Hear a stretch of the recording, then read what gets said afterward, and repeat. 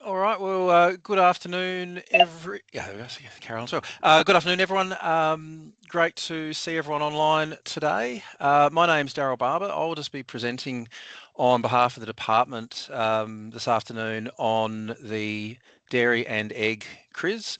I've got around about a half-hour I think we're here presentation. for the fish and egg, Chris, actually, Sorry, Daryl. I'm dealing with 7 of them. I keep It's all mixing up. right. It You've got is, it lots to is deal with. definitely fish and egg that I have Please. queued I up. hope so. Good. Thank you.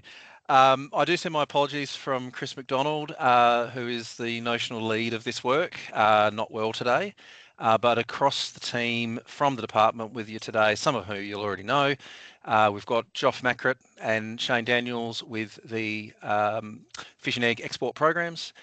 We've got Carolyn Martin, who's the Assistant Secretary for Taking Farmers to Markets, and Jen Davis, who's also on my team as part of our stakeholder engagement and helping to manage the questions and incoming stuff that we can answer.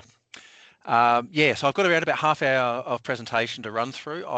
My intention is to run through fairly quickly, but I'll do my best to monitor for hands or questions as we go.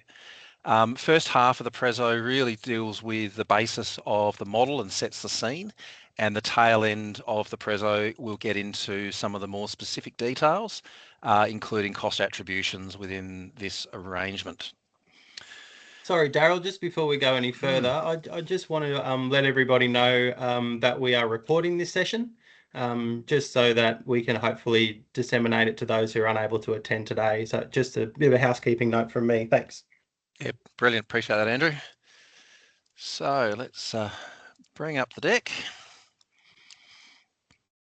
So yeah, once again, thank you. Now we've been presenting essentially the same details through each of the 8 face-to-face meetings that we've scheduled. We've also had meetings such as this one where we can present in a bit more nuanced information relevant to particular commodity groups.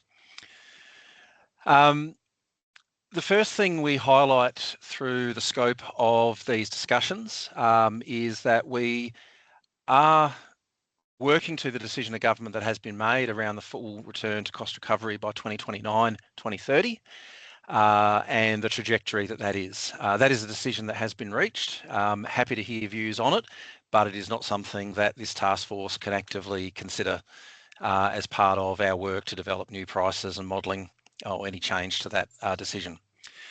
I also call out quite early that there are 2 differences within it, the decision. One is the rate of return to full cost recovery for the live animal export arrangement, and also calling out the non-prescribed goods arrangement has a different reform piece that is ongoing. And in that sense, non-prescribed good arrangement is not seeing any price changes for the coming financial year. The other big piece of the puzzle with respect to the decision is the additional cost recovered functions that are presented within the CRISs, importing country requirements manual, fit and proper persons assessment, and we'll talk through those in a little bit more detail as we go on. So what is the scope of the feedback? While we have a clear decision from government as to what we are doing, we have made a few decisions within our modelling process and absolutely welcome thoughts, insights, and anything that we can use. One of those is around the supplementation. So the government decision included 48.7 million to help industry in the transition back to the full cost recovery parameters. How we've applied that within arrangements can be adjusted, and we'll get into that detail. Also understanding the balance of effort. So we've got a number of slides that show you as an industry where the department is putting its effort against various charge points and what we call as cost pools. And we're happy to talk through those and validate that they're correct. The last one is around export volumes. We've made some assumptions within the modelling, including static export volumes over the next couple of years. We've got reasons for that, but again, happy to hear feedback on trajectories from industry and whether we should revisit some of those numbers. So getting first of all into the activities-based costing model that sits at the heart of this work, we essentially talk about it in 4 steps. The first step works through budgets that our line areas, so teams like Shane's, established to do their work, but also areas that support Shane's. Areas like our fit and proper persons assessment team and other what I refer to as technical teams doing that sort of coalface work. We understand that, and we also load them up to identify how many staff they have, how many work points in our various locations across Australia are occupied, what travel needs they have, all those core aspects of them actually doing their job. The second step takes us into managing the corporate elements of that. So essentially, for every work point that is occupied by a member of the department staff, there is a notional corporate allocation for that. Similarly for IT resource that is used, and there's a few ways we do that. By putting corporate on top of the core business staff FTE wages, we end up essentially with a true cost or a full cost of that function being delivered for industry. Our next step is to take that pool of resource and to direct it into what we call pools. Now, a pool is an aggregation of funds that relates to a particular function, and within the fish and egg arrangement, we operate 4 pools. One relates to assessment work, one relates to certification, one relates to establishments, and one relates to exporters. So if a bit of work that Shane's team does is really about delivery for an export establishment, that proportion of the work is driven into, by way of cost, into that pool, and we split them up. From that step, we've got money within a pool. We then direct it by way of apportionment again to particular price points. So again, for using the establishment example, we have applications for registrations. We have annual registration fees, and we have a certain number of distinct activities that we charge for. The costs within that pool get driven out into that cost sort of price point area and can then be divided by our volumes to arrive at our final pricing.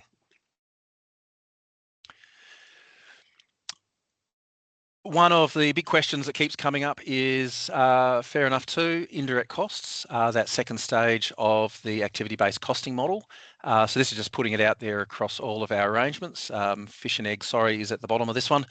28% is our indirect costs, delivered as those corporate overheads and other activities that support Shane and Joff's team in delivering their activities. And yeah, on that slide, we sort of talk through some of those metrics we use: staff, IT assets, work points. So this slide attempts to capture everything I just said in one place. We start in the left-hand column with actual work, technical things that are being done, assessments, fit and proper persons, audits. I know audits in particular keep Shane pretty busy. With the corporate overheads, they then drive into the appropriate pricing pools.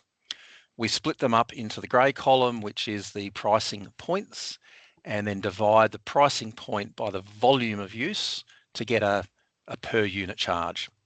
So if I pick that second example there, establishment annual registration, we may have a cost of $1 million in there, and we have 10 establishments to register. It's as simple as 1 million divided by 10 would result in an annual charge of 100,000.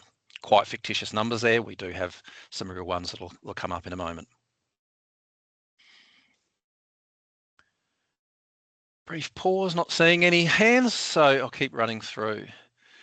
The other piece of the puzzle for understanding the way we structure our fees and charges is that we have essentially fees and charges.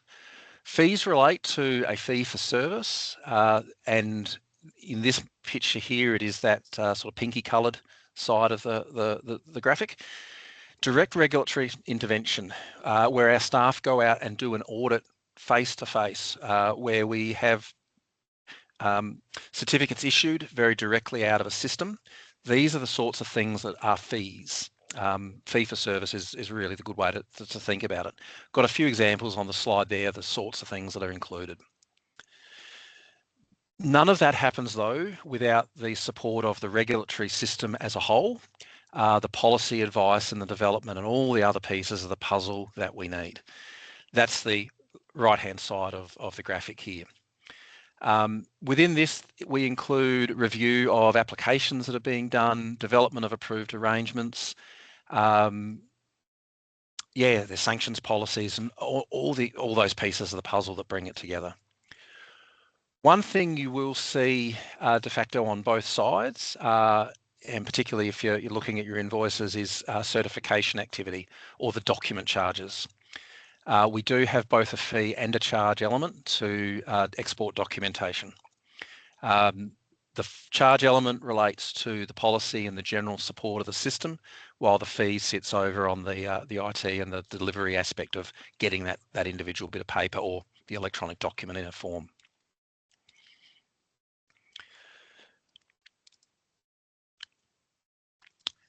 So stepping back into the activity-based costing model, the important thing that I guess I want to take home from this slide is that it is a bit of a circular process.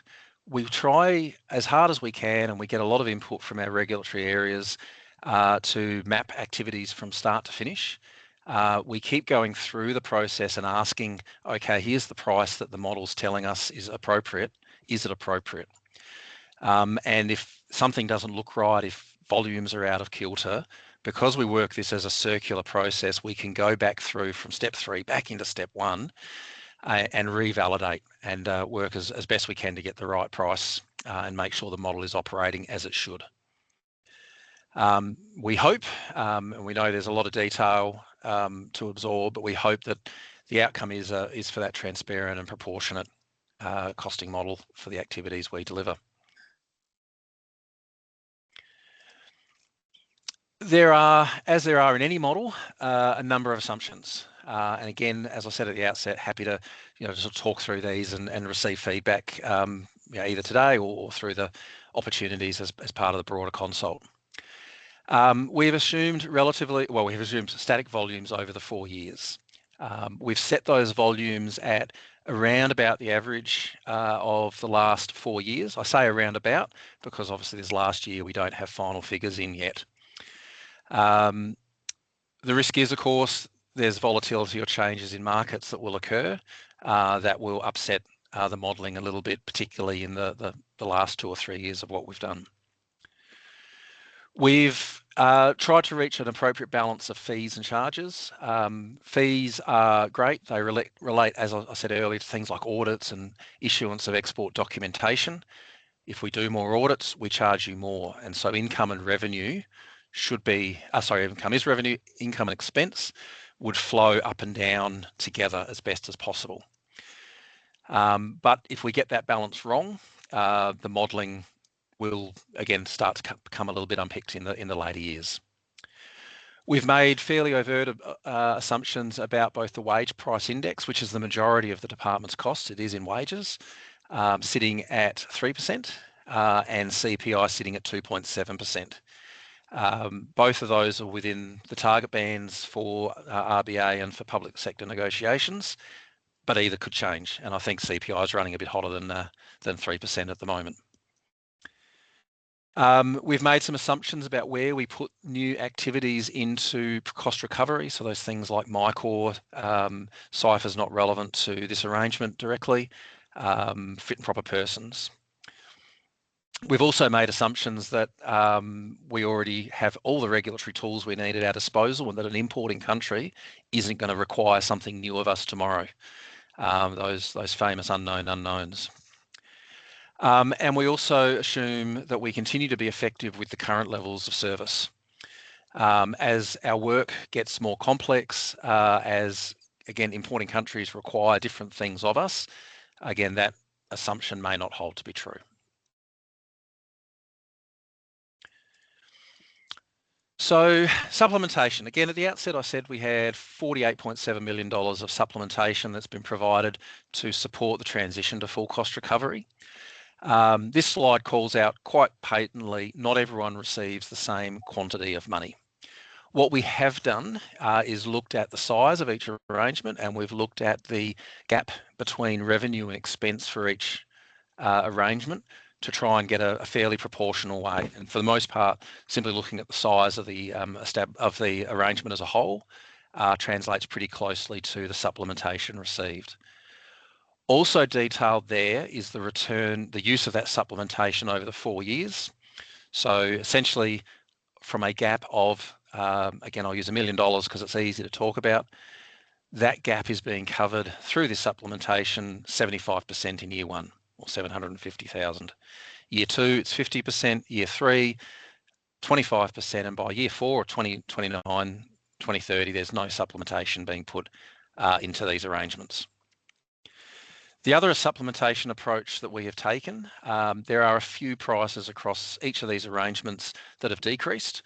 We are not proposing to put any of that supplementation against those price points.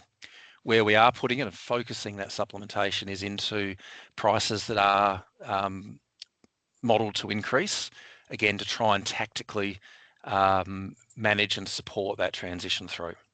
That's again, I'll make it as a patent and a sort of assumption and modelling premise we've done. Again, happy to receive feedback about how that plays out for your arrangement. So nuts and bolts, what's changing? I might tap on Shane's shoulder here for some specific details if needed. We've called these out in the CRIS hopefully fairly clearly. Some additions over the 2025-26 budgeted figures. We've added the $75,000, and this is across the dairy and the fish and egg programs, but it's $75,000 here to the fish and egg arrangement, covering the travel expenses related to our regulatory and importing country review work. $75,000 as well into the fish and egg arrangement for the audit of low risk commodities platform. And $80,000 for increased requirements, ongoing requirements for residue testing. In this case, NRS work and requirements for China and the European Union.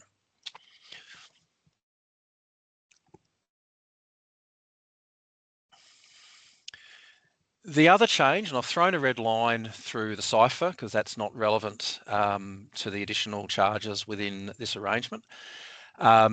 The decision of government included the transition of a number of functions into cost recovery. Most of these have already had policy authority, but they've been incompletely recovered in the past. The market maintenance regulatory services, how we continue to support markets once protocols are agreed, once the first opening of markets and audits have been completed, that ongoing verification work that's needed to be required. Non-compliance investigation and triage. For the most part, this is, or not for the most part, this is audit activity that's being delivered both on plants, on establishments, but also by way of on-paper surveillance work by our audit and assurance team within the department. Fit and proper persons assessment, making sure that the people who are working within each and every one of our arrangements can be trusted to do their work. And that really culminates as a fit and proper persons assessment test. Anyone who's put in an application or varied people in management or control will have filled out some fairly pointed questions which feed into that process. The manual of importing country requirements, sustainment of the system that makes that information available and meeting the demands and wants of industry, cost recovery for that. And I'll pause on the regulatory efficiency at the bottom. So for each of those 4 functions relevant to this arrangement, we have indicated how much they're going to cost by the time they're fully implemented, so 29-30, and the amount that will be sought to be cost recovered from industry through this CRIS for the 26-27 financial year. It's not exactly 25%, but it balances out to around that number. Next year, there will be an increase in that to reach 50% cost recovery, 75% in year 3, and fully cost recovered by year 4. For this arrangement, we have detailed the exact numbers that's being driven into the cost arrangement for each of these functions in the CRIS.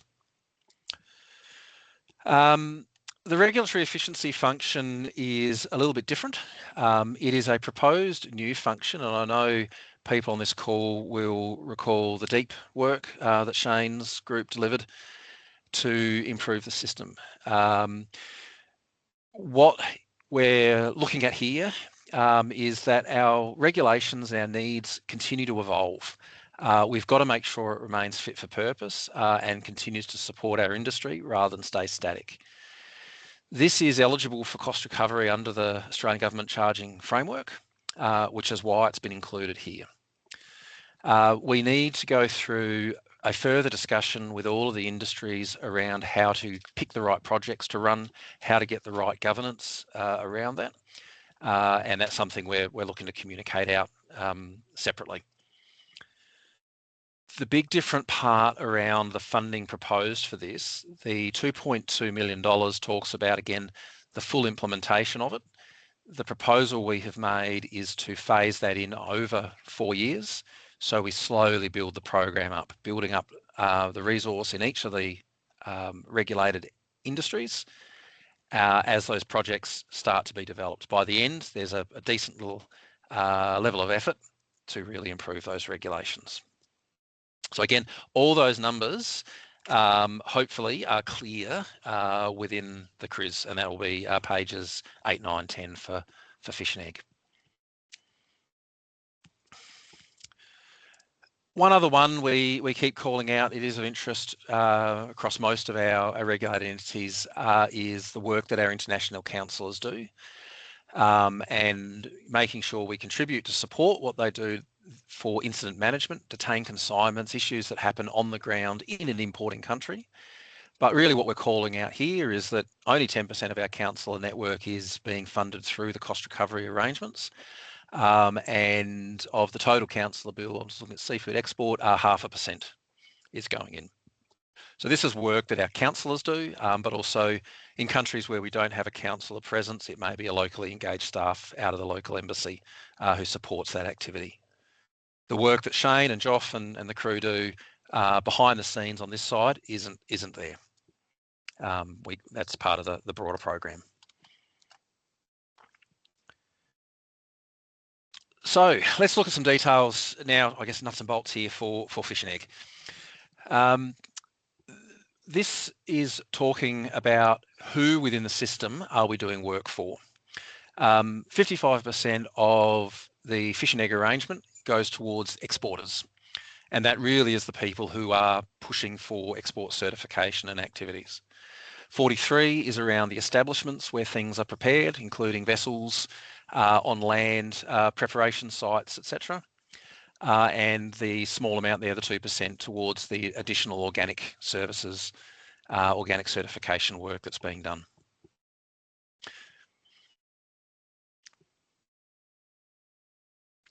Now, I don't want to pretend everyone can read every line on this slide.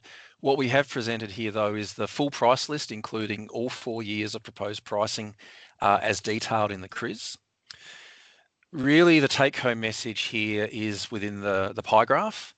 The areas where cost recovery is occurring and what is funding Shane's program is those big slices of the pie. 22% of it comes through the electronic permits charges for the fish program, 20% out of the electronic documents charge for fish, 13% land establishments, 9% storage establishments, 8% out of the vessel registration that are directly preparing, and 5% for the direct audit activity, which is a fee for service.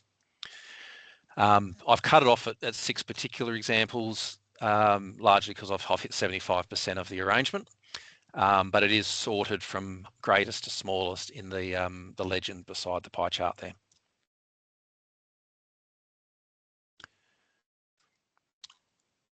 So how does the model actually work? So this is, again, right into the nuts and bolts. This relates back to the simple flow chart we had earlier in the presentation. We start on the left-hand side with particular activities that are being delivered, and we've just presented this at the whole of department level. In the second column, how much is that costing?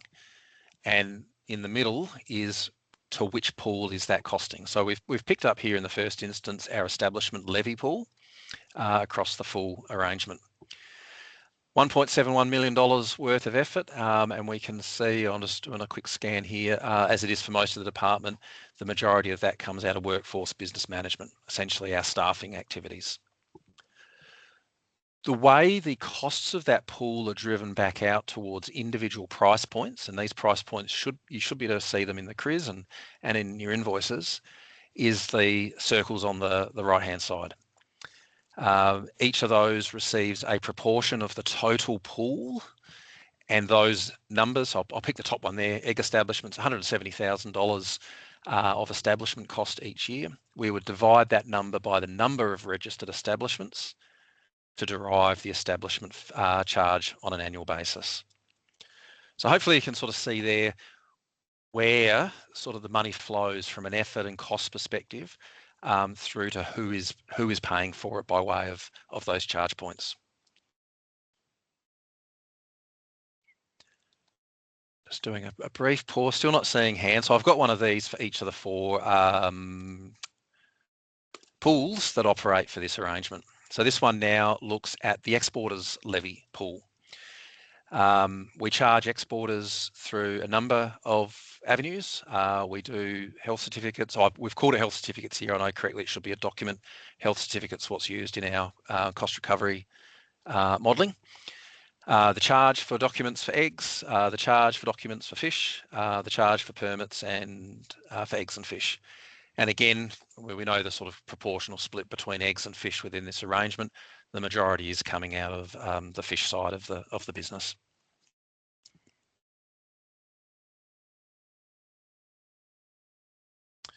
So now we move on to audit, which is one of our fee-for-service pools. There is one thing that feeds into audit, and that is the audit activity delivered by Shane and his team. $430,000 is the cost of that. And this work gets divided up again against these 5 price points. Applications for exemption might stand out there a bit. It is cost recovered as if it is an audit activity on paper, on desk assessment. So again, not really a surprise, but the majority of Shane's team's time here in audit space is for the fish establishments. And last one up is our assessment pool. So this is the pool ultimately that looks at requests for export for permit, requests for permit for export, and the issuance of the documentation as a fee for service. So yeah, again, same sort of dialogue. Here's where that $500,000 is split up within the model and where we recover that money from. So each of these 4 slides, if you look at, it should be table 7 within each of the CRISs, we list a price point, we list a modelled cost to be recovered, we list a modelled volume, and we list the modelled price. These numbers in these ovals would relate to that modelled cost, not the final price per unit, but the modelled cost for that entire element of a price pool. So I'm pretty much ran on time. Hopefully I haven't gone too fast to absorb that. We have a couple of slides that I won't necessarily talk to now. We have been presenting them at some of the roadshow activities that we have done, just to prompt discussion around things that we can talk about if people don't have their own ideas to bring to the table, or at least as discussion starters. And the very last slide in my deck was more of a if needed, but we'll throw it up anyway. The supplementation that I spoke about at the beginning, where is it within this arrangement? If we look at it as in terms of the people or the receiver of the service, a little over half has gone into the exporter stream, and pretty much the rest of it's in the establishment stream. We do talk seafood exporter stream here. Of course, that covers both the fish and the egg side, given it's the single arrangement. The pie graph is then showing which price points that supplementation is applied against. Again, listed there in the legend in order. The majority, pretty equal split actually, is between the electronic permit for fish and the electronic document for fish charges, and then working its way down. So that's where we've put that supplementation. Again, happy to talk more detail as may be needed. So look, Andrew, thanks for that. I'm happy to stop sharing, but share again if we need to bring any of these slides back up and have a bit more of a discussion. Sure. Well, thanks very much for that, Daryl. It's a very detailed and informative presentation. We're going to have a question and answer session in a moment. Hopefully, all of our industry representatives have lots of penetrating questions and observations and comments. Before we do that, though, I just noticed that JP, Julie Petty, who's the acting CEO of SIA, is with us. And I'd like to invite her to come forward and please give us a bit of an update on a discussion with the Minister regarding this issue yesterday. Julie, over to you. Hi, guys. Thank you. Yeah, thanks very much, Andrew. Sorry to be late, everyone. We're just managing some medical disappointments today. So Andrew has very kindly taken the driver's seat today. I just wanted to let you guys know we had the opportunity to meet with Minister Collins yesterday. She had specifically reached out on this particular issue just to understand some of the seafood industry's concerns and feedback on this. I had mentioned, I think Andrew, if he hasn't already, we'll talk through, I guess, some of the major points from the submission we are putting together around this. But I did mention, obviously, that this is just it's another operating cost that our industry will try to have to absorb, and some of our industry are already in a quite a struggling space. And we mentioned a couple of species in particular around, abalone. We know it's a really tough market presently. Tropical rock lobster has got access issues still with China. So the minister had indicated that, yep, they're aware of those concerns, and that's obviously across the board.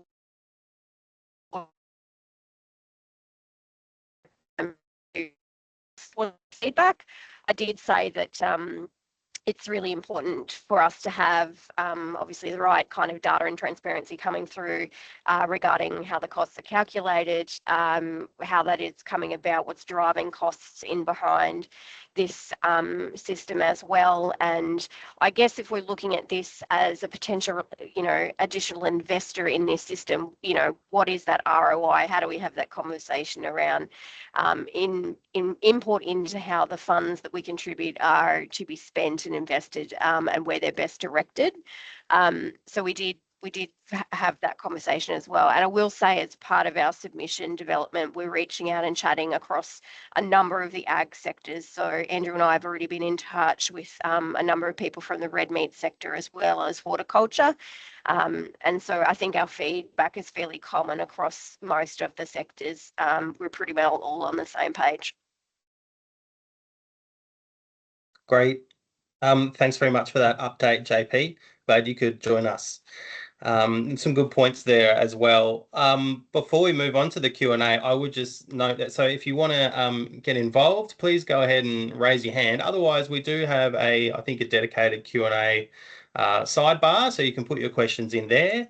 That might be a bit more efficient, but otherwise, please go ahead and put your hand up if you'd like to make a contribution. I guess I'll start once again thanking Daryl and the team for making themselves available to come here today and speak to us all. I think it's really worth saying at the outset that we really highly, as an industry, really highly value the services that the department provides. Obviously, we couldn't operate as an export sector without you guys, and we believe that in most cases the services are delivered to a very high standard.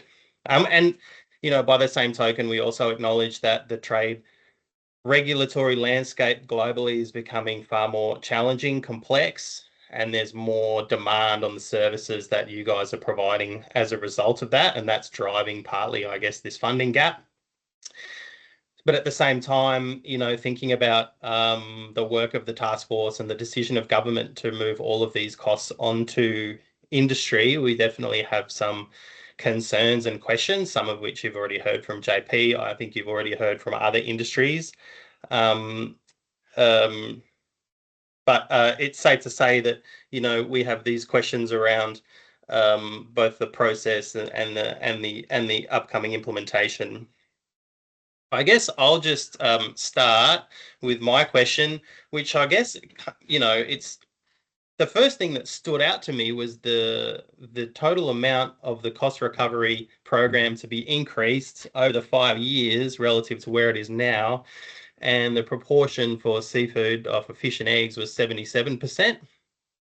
And this was compared to some other arrangements which were low as, maybe for simple single commodities, 18% or something, and some of the more complex ones going up as high as 50, I think, 55. I suppose I just wonder if there's an easy explanation you can explain to why our industry is, compared to others, having the fees hiked by 77%. Oh, I'm off mute anyway. Yeah, so there's a couple of factors into that. One is those additional items I mentioned around the increase in travel expenses for that audit activity, regulatory work and importing country review that's required. Also that digital platform around the low risk commodities work. So there's a few additional costs that are not properly resourced, at least in our modelling, which have been added. So the combine of those, $150,000 each year. Looking forward, that also includes inflationary effects behind that. Also within that group was the residue testing activities to continually satisfy our importing markets. The other big aspect for me is when we look at the gap that's existed. So where there's been a proportionally large gap. Now I know we can say for fish and egg arrangement, numerically the gap is quite small, quite modest compared to some of the others, but it is also a small arrangement in terms of total expense and revenue. And that just then plays out sort of in a proportional sense. The proportional gap is fairly big. And so when you look at it in a percentage sense for uplift in prices, it does then flow through that, they do go up proportionally more. Comes down to that gap.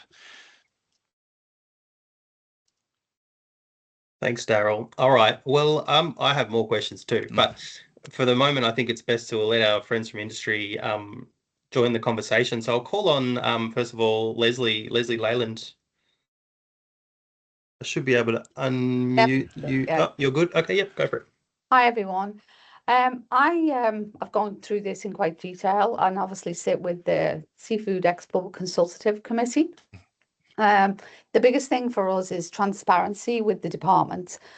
I think as we look at those costs and we go through them, I think it's easy to just say these are the costs and that's what they're going to do. But if we can work with the departments in relation to, say, just replacement health certificates or something like that, we are currently in a low risk trial program with them. And it saved us a huge amount of money. So it's possible to do these things. So I'd say we need to look to the department for them to streamline where they can. And then when we have to pay national residue because of importing countries or we get tied up in that, then we look at how we can do that as a business, because these costs is a fait accompli. It's going to happen. But it's how we manage them and how they work through the industry that would be. And I just think transparency with DAFF to work with the industry on where are the bottlenecks for us as a business or for everybody else, and where can we save costs, because we know we can't save costs in the national residue because it's an importing country requirement to get into the EU. The biggest concern for me is if it's activity based, I'd hate to think that every country now is going to be an activity, where now previously we've got a lot of, we can go to the EU, we can go to Europe, we can go to America, we can go to the UAE, and there's no problem. We do have the odd countries where we have to do a lot of work in the background, but that's us as a business. So the uptake of this is, I think the costs are there. We ask the department for transparency. I just work at, like we did on the low trials for freezer vessels, because that's worked out really well for the industry, for those people who've got an approved arrangement with a low freezer vessel. But having that transparency and working through those really high costs, I think that's where we need to look as an industry. Yeah, really, really good points. Daryl and team, did you want to respond? Yeah, look, I guess as a start, and Joff, you might be able to sort of back up on this a bit. When we talk about activities, it's not necessarily to, if I heard correctly anyway, Leslie. Oh look, there's a new country, it's suddenly a new activity.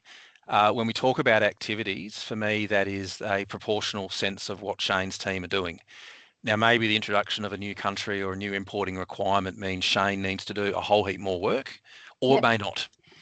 If the answer is not, there's no costs to flow through this model to increase anywhere.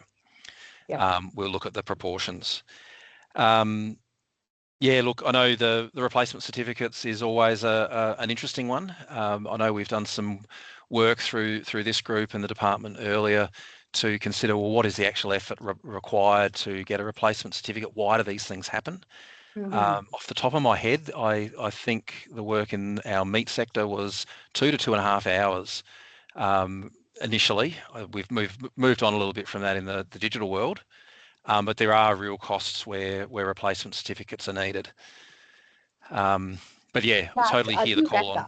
Yeah, but I do think they need to be assessed and made sure that it's for the right reasons, like a typo or something like that. That's fine.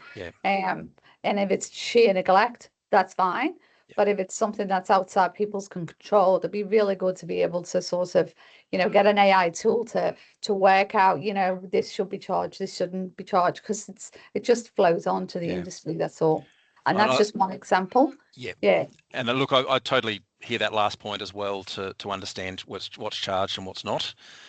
There are issues outside control that are of minimal substantive concern. It's probably not quite the right word. And there are others that genuinely incur significant costs in making sure the right ones are charged the right amount. As it comes to costs and efficiency of the programs, look, to a degree, the task force says, well, look, this is what Joff's team look to, and then they manage their costs as a team to keep them as feasibly low as possible, while making sure we deliver that regulatory service you need in an effective way.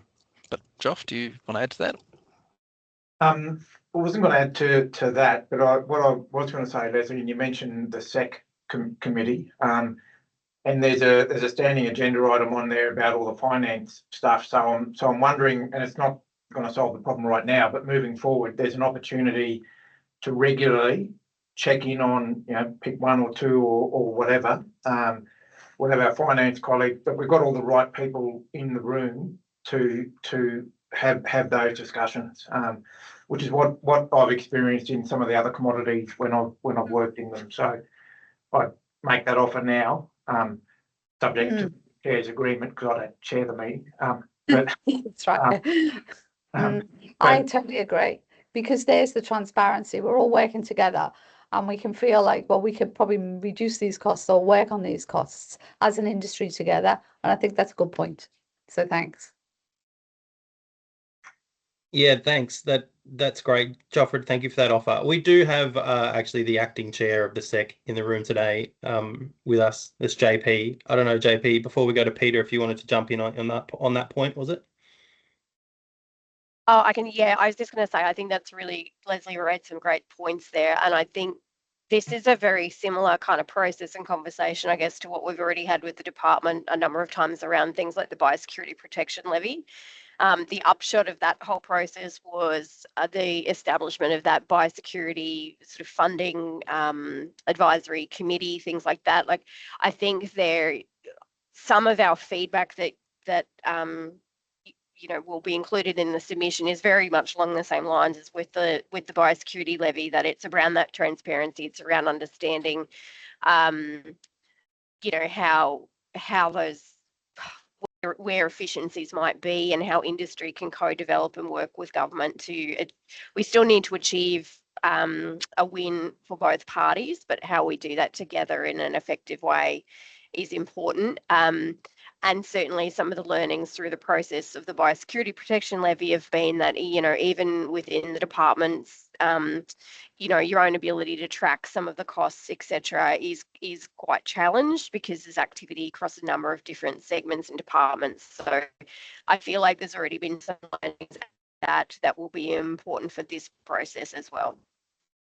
Yep, I agree. Just transparency with DAFF. That's it. Yeah, thanks, Thanks, JP. All right, let's move on to Peter Fair, please. Go ahead.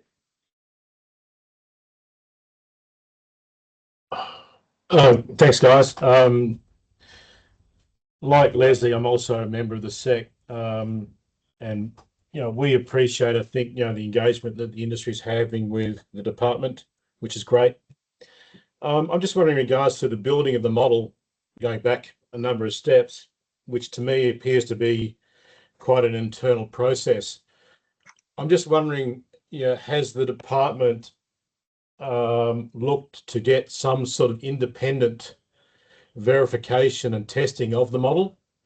I suppose, the department is, in these sort of services is a monopoly.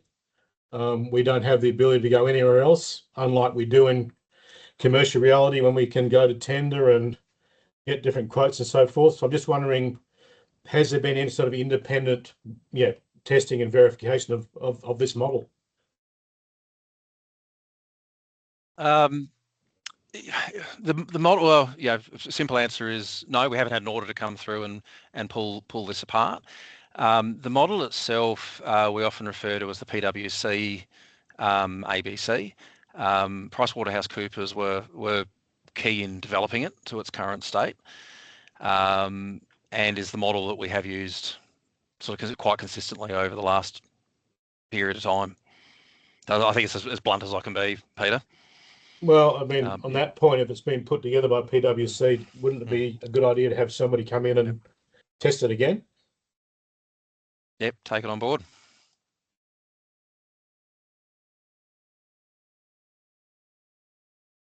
All right.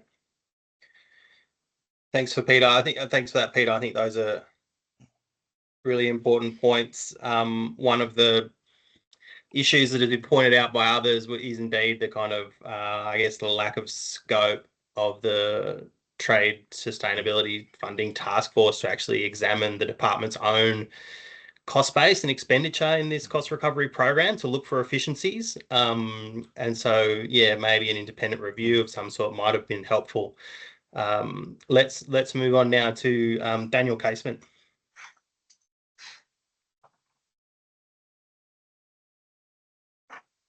You're on mute. You're on mute. Sorry, I thought I pressed it. Sorry, guys. On the same line, I would have thought that's where the portfolio charging review for DAFF comes in, and it feels like we've put the cart before the horse potentially here. Understand the arrangement, understand the decisions made, but what goes into that arrangement? That's ultimately what the portfolio review does. Yeah, look, appreciate it, Daniel, and look, we've heard similar from a couple of the sessions. I think there's another piece of the puzzle. If I come back to some of Andrew's comments as well, independent review of what's going in, independent review of the actual cost we do. That is a separate thing to the model. That's the stuff I referred to that Joff, and I know Joff's boss expects all of his team to continue to look at. Are they delivering effectively, efficiently? Are there cost blowouts that are not reasonable? And that's something I know, Mr. Black has quite a keen eye on. The portfolio charging review and the approach that's taken there is that the work this task force was doing was de-scoped from PCR quite early on. Now, there's also, I fear, a little bit of conflation of what the PCR should do.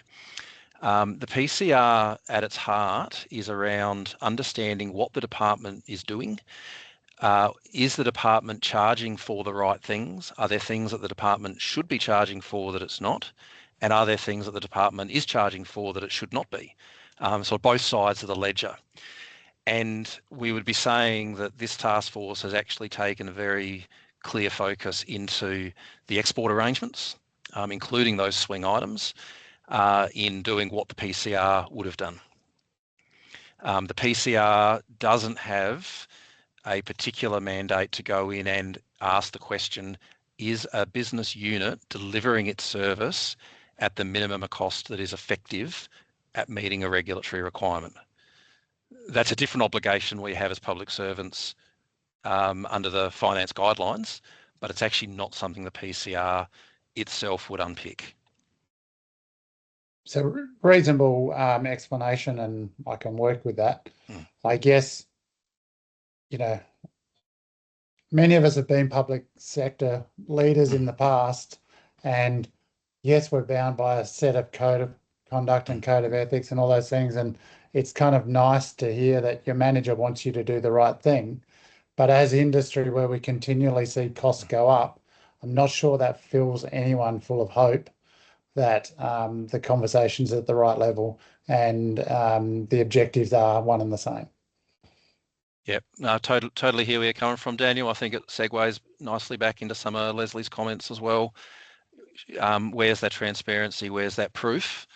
We know you do a good job, but you know, we want some more evidence. We need some convincing. So, yep, totally hear it.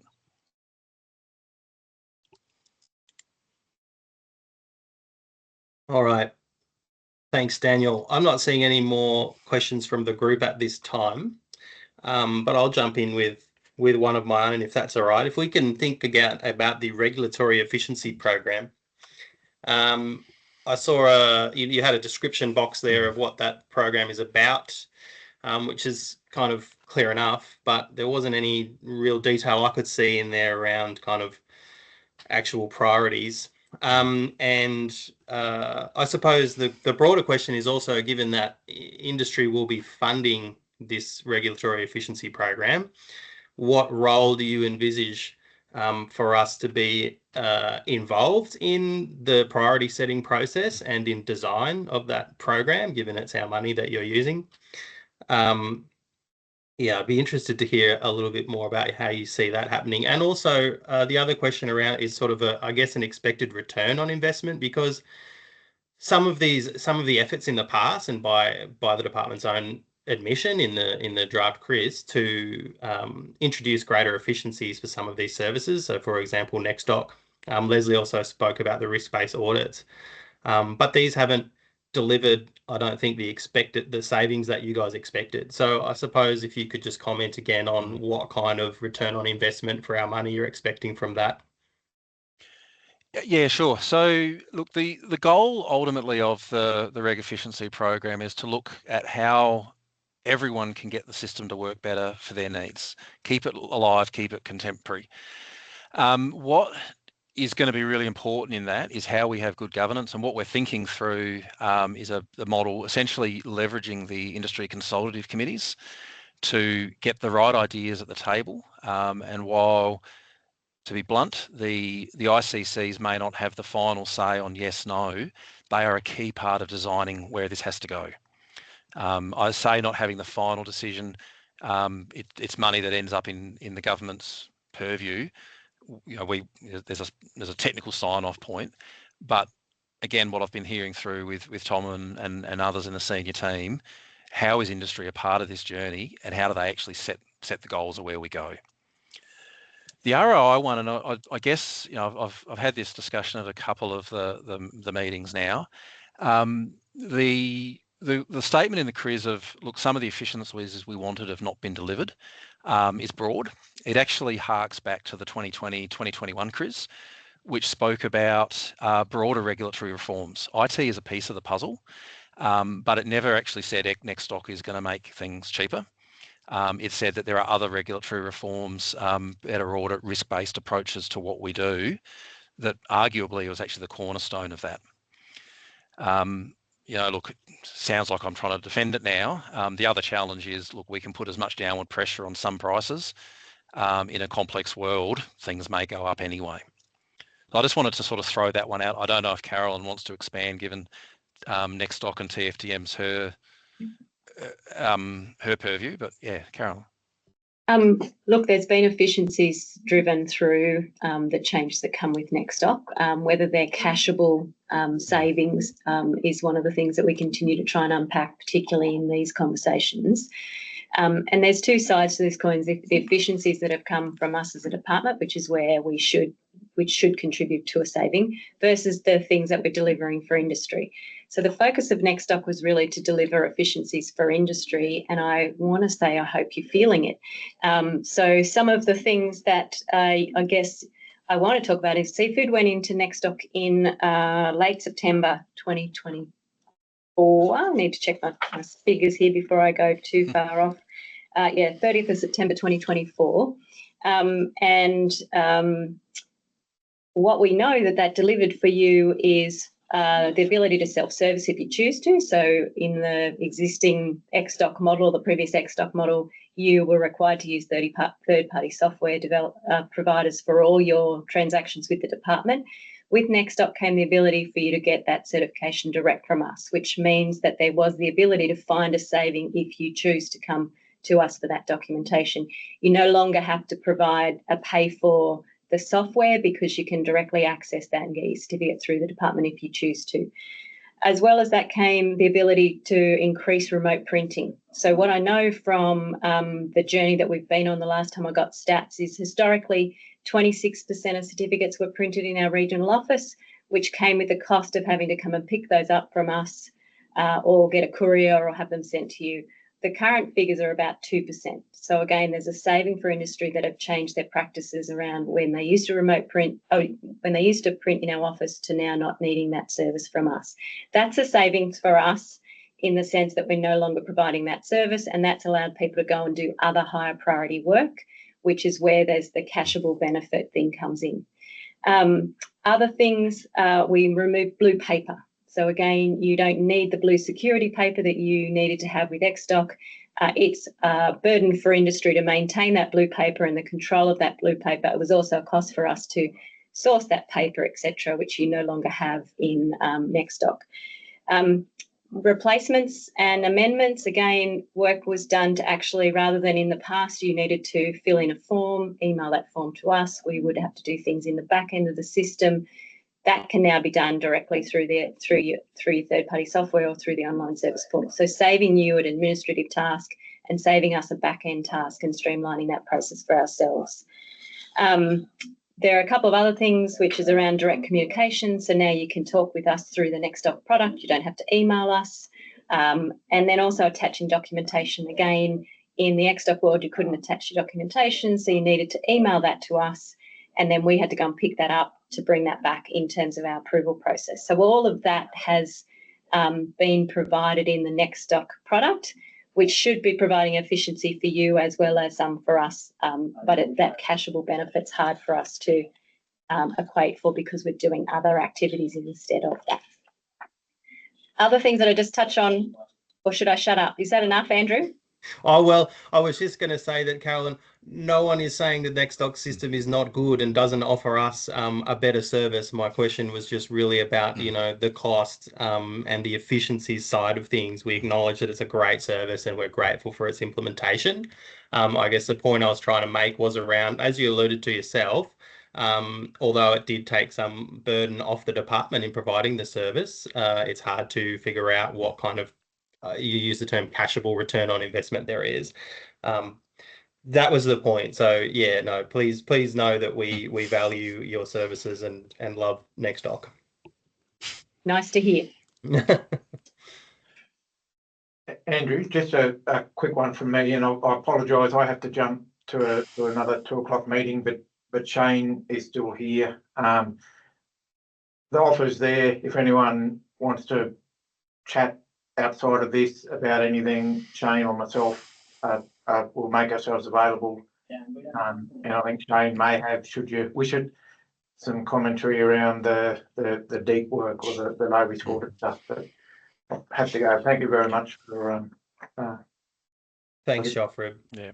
And then just responding, I guess, just overall to my comments there, especially around how to involve industry. Yeah, we look forward to, in the regulatory efficiency program, we look forward to taking that ahead with you through the SEC. And if we need to set up any kind of, you know, ad hoc or out of session groups, we're also happy to do that. Thank you. We're just on time now. So are there any final questions, comments from our industry participants before I throw it over to Daryl to wrap up today's session? Okay. All right. Well, thanks again from SIA. And Daryl, if you wanted to make some closing remarks on behalf of DAFF, over to you. Yeah, I really appreciate it, Andrew. And look, I will say to wrap up the ROI question as well, working with industry to figure out what that means for projects. What is the benchmark for saying something's worth doing or not, cash or otherwise? So look, thank you for your time today. Hopefully it has been helpful in understanding what we've been doing in the background and some of the details within the model. Consult is open until the 20th of March. There is the Have Your Say platform. I'm sure you're across that. We also have the exports funding at DAFF, all one word, at DAFF, aff.gov.au, which you can provide feedback directly or corporately back through. So I doubt this will be the last conversation on the journey, but thanks for letting us be a part of it at this point in time. Thanks for Thank you, sharing everybody. with us. Thanks. Thanks, Thanks, everyone. guys. Thanks, Thank everyone. you. Have a Bye. good weekend. See ya. You too. Bye.